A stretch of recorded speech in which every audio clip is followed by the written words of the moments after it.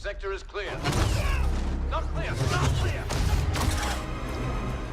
What's up guys, KrypticElement here, coming at you with a brand new Battlefront 2 video to the channel. But not just any Battlefront 2 video, we're celebrating Battlefront 2's first birthday. So I just wanted to make a quick video just to take a pause and just look back at all that's happened within the lifespan of Battlefront 2. So just to let you guys know, this is an unscripted video. I'm just going off of what's in my mind at the current moment. These are all my opinions. You guys may completely differ. That's fine.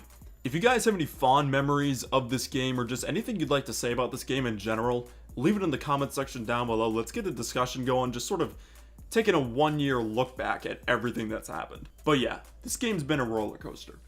Starting off with EA Play, I remember exactly where I was when this gameplay was released. I was at home and I was awaiting for the reveal. I think there was a leaked gameplay that came out like an hour or two before. I remember seeing a quick screenshot of the gameplay. I was kind of bummed that I saw that, but I was like, you know what, that's only a screenshot. I'm still going in basically blind. And guys, personally, when I first saw that Assault on Theed gameplay, oh man, I was giggling like a child. The gameplay reveal is probably one of my favorite game reveals, if not my favorite game reveal of all time. My excitement for a new Battlefront 2 game was at an all-time high. The game looked incredible, and one of my favorite parts about the reveal was seeing clone troopers in the Frostbite engine. At the time, I never thought that would have been a possibility because the first Battlefront game didn't have Clone Wars. So seeing prequel content like clone troopers, LAAT gunships, battle droids on the Frostbite engine, I was hyped. I remember I couldn't stop watching footage of the gameplay. I was very excited, you guys. I don't know how you guys felt when the first gameplay was released, but for me it was on another level. Like, I think for the next week or two after, I remember watching a lot of Battlefront 2 gameplay videos just because I was looking forward to the game completely. And I don't know. I personally just really liked what I saw, and I was looking forward to the beta. Now, speaking of the beta, we're going to flash forward to there. The beta was a lot of fun. Now, I've seen people criticize the beta because it only had Theed as a playable map, which is understandable, because like playing one map over and over again can get boring. But me personally, I kind of miss those days when it was just Theed. I just love that map so much, and part of me wishes that there was like a Theed only playlist, which I know will never happen, but it's just, I don't know. Having a playlist of just that one map, I couldn't get enough of it personally. Now, some of you guys may or may not be aware that I play this game on PC mostly. I have this game on Xbox and PS4 also, but majority of the time I play this game on PC. Because rewinding back to last summer, I actually built my first gaming computer then. I've always wanted to build a gaming PC, but seeing the EA Play gameplay, I knew I definitely wanted to build a PC. Like, that was final. I was like, all right, I'm doing this. I'm building a PC. And a few months later, I got a PC, and then the beta rolled around, tried the game on PC, loved it, and I was just super excited to have a brand new gaming rig ready for a brand new DICE Battlefront 2 game. Now, fast forward to the launch, yeah, it was pretty rocky. The whole loot box thing, I don't really want to talk about it too much. It's just something that it's like, come on, why did this have to happen to Battlefront 2, you know? Now, I know it really wasn't the best thing for EA to do when it comes to like putting those crazy loot boxes into Battlefront 2. It just, I don't know. As a longtime Battlefront fan, it really sucked to see people just put all the blame on Battlefront 2, which I guess is understandable. Like, I feel like more of the blame should have gone towards EA. I don't know, it sucked. It wasn't a fun time. But, I mean, besides all that stuff, I don't know. I don't know about you guys, but I genuinely love this game. I know it has its faults, and I'm aware of those faults, but besides the loot boxes, the progression system at launch, and just all the faults this game may have, this may be one of my favorite games of all time. I would straight up be lying to you if I said I didn't love this game, because I do. Now, you may be thinking, Pat, you're crazy. You love this game? Why? Well, a few reasons. One, now I really like the first EA Battlefront. I will say that.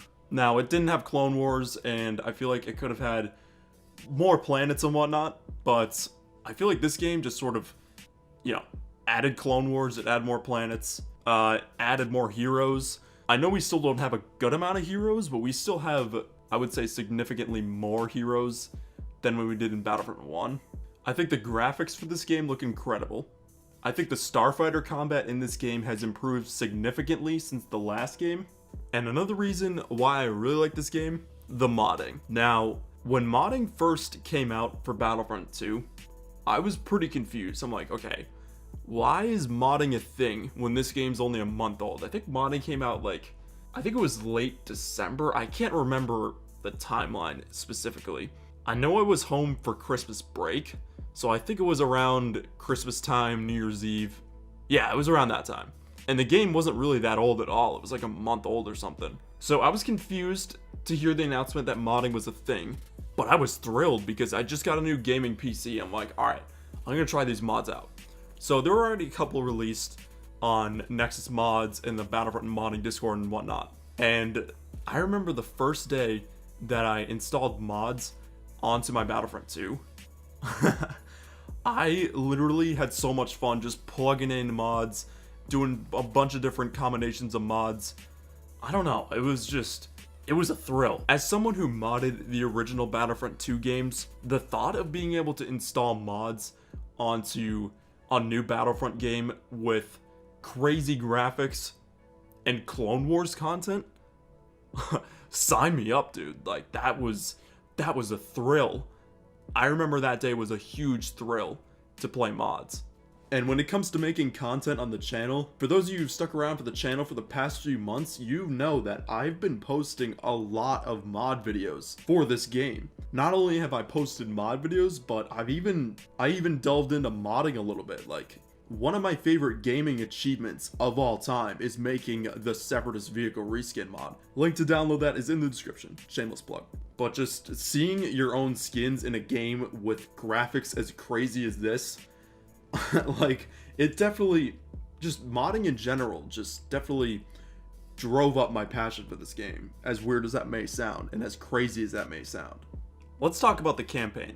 So, a lot of people criticize the campaign, talking about how Aiden just defected out of nowhere, which I can kind of understand that. It did come out of nowhere a little bit. I do kind of think it is a little reasonable, at least in my eyes, that she would defect just because the Empire kind of just attacked her home planet. Like, if I were part of the United States military and all of a sudden they just started attacking my hometown, just out of nowhere, they just started bombing it, I would at least feel a little like, whoa, what? Why are you doing that? That's just how I look at it, though. Besides that, I do think the campaign was pretty fun. It was fun to play through. I actually did a Let's Play of the campaign on my channel. I'll have a link to the Let's Play playlist in the description if you guys would like to go watch those videos. But I do think this game had some really good connectivity to other stories in Star Wars canon. I didn't really read any of the books or comics that were connected to this campaign, but I've seen a couple Easter egg videos of all the Easter eggs in the Battlefront 2 single player, and I think it's really impressive how the writers of this game were able to fit all those Easter eggs in. And yeah, I think it was really cool to see a story take place after Return of the Jedi. I thought it was dope to see the Battle of Jakku. Wish we could have seen some Starhawk cruisers though, and some more of the New Republic technology and whatnot, but that's just me. I also like how this campaign sort of had a continuation DLC in a way that took place around the events of Force Awakens and Last Jedi. I also think it's really interesting that, spoiler alert, Zay and Shriv are out looking for the allies in the Outer Rim, which means we could see them in Episode 9, hopefully. I would love to see that. Also, I definitely think it would make sense to see them in Episode 9, especially Shriv, because I think Shriv and Lando would be a great duo to see in Episode 9 since Lando is returning. But overall, I thought the campaign was pretty fun. I mean, definitely had a couple faults here and there, but I think it was cool to play through the story mode. The parts with Luke Skywalker and Del were really memorable. Playing through a galactic civil war battle on Theed was a lot of fun. I would actually be down to see a galactic civil war version of Theed that basically revolves around that campaign mission. That would be cool to see in multiplayer. I don't know about you guys. And also, the stuff with Han with a beard on Takodana, I just thought that was really funny. I don't know about you guys. I remember when I first saw his beard, I'm like, what? That's a thing? I don't know, I think it's kind of cool though. It matches up with Han having a beard, and I think it's the Aftermath trilogy, if I'm correct. I don't know, I can't remember exactly. I think it's the Aftermath trilogy. Also, I did read the Inferno Squad. Actually, I didn't read the book, I got the audiobook. I listened to the audiobook of the Inferno Squad book. That's basically a prequel to the Battlefront 2 campaign. That was cool. That was a cool tie-in. I definitely think it helped the Battlefront 2 sort of narrative. Part of me kind of wishes we got the Inferno Squad sort of story in that book as the campaign for this game. I think that could have been better. I definitely think it was more of an original story in a way. We could really get to know the Inferno Squad members, and also I feel like it was less of a cash grab in a way. The reason why I say that was because the Battlefront 2 campaign, it kind of felt like, oh, you could play as Luke. Now you could play as Han. Now you could play as Leia. And guess what? You can also play as Lando. I don't know. Looking at it that way, it just seems like such a cash grab. I don't know about you guys, but just looking back at it, it's like, did you really need all those classic characters in there? Like, it was fun, don't get me wrong. I thought it flowed with the story, but I don't know. I kind of wish we could have gotten more time with the Inferno Squad characters over the characters we already know. That's just me, though. So I think we should address the elephant in the room, which is the lack of content post-launch for this game. In Battlefront 1, we had a season pass, we got 4 new map packs, we got new weapons, and we got new heroes. And we got all the content within a specific amount of time. We didn't have to wait too long in between each map pack, at least not from what I remember. But in this game, it kind of slowed down, and it took a while for a decent amount of post-launch content to come in. Like, we got the Last Jedi season, we had to wait a while for the Han Solo season, and then we just got Grievous recently, and in like a week and a half, 2 weeks-ish, around there, we'll be getting Obi-Wan and Geonosis to this game. I don't think I would necessarily blame DICE for that. I would mostly point fingers at EA for putting the loot boxes into the game and have the progression system revolve around the loot boxes. So I think it kind of makes sense, at least to me, that the drought of content is because DICE had to take time to basically take a step back and fix everything, build a foundation, and move from there. When looking at it in that context, I think it's reasonable. It still sucks that we had to wait a while to get like a decent amount of content, but where we stand now, I think it can only get better from here. I guess we could talk about Galactic Assault. So I'm not really a big fan of larger scale game modes in DICE games. Like, for example, when I go to play Battlefield, most of the times when I boot up Battlefield, I go to play Team Deathmatch or just smaller game modes. I don't know why, I just don't really like large scale game modes in DICE games, but it's a completely different story for Battlefront 2. But in this game, it's a completely different story. I always go to Galactic Assault, then I would say a hero game mode, and then Starfighter Assault, then Blast. But overall, I really like Galactic Assault in this game. I know it's not like Conquest or anything like that, but I don't know, I just think some of the objectives in Galactic Assault are really fun. And I think this game is just, it can bring some really chaotic situations, gunfights, hero encounters that I don't think any other game that I've played has done that.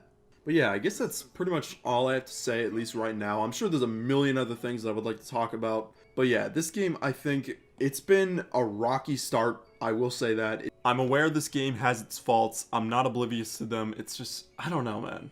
It's another Battlefront game.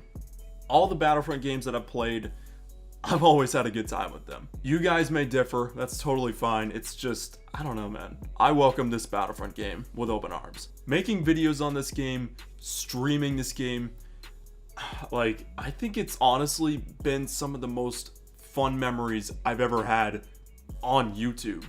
It's just such a chill game just to just boot up, stream, talk to you guys in the chat, make mod videos on it, see what your guys' reactions are to those mods. It's just a fun process. I can't help it. I would be lying to you guys if I said that making content on this game wasn't fun for me, because it is. It really is. Now, when it comes to the future of this game, I hope those data mines of Padme and Ahsoka coming to the game actually come to fruition, because I would love to see those two heroes come to the game. I hope to see new planets, new heroes, new weapons, new hero skins, new maps, maybe even some new blast maps. Like, let's get the Venator on Kashyyyk. Let's get that map as a blast map. Come on, I would love to see that. DICE, please. But yeah, guys, honestly, I've been recording for a while now. I think I'm out of thoughts. I think I'm gonna wrap it up here. What do you guys think about Battlefront 2 overall? Looking back on it being its first birthday. Let's get a discussion going in the comment section down below.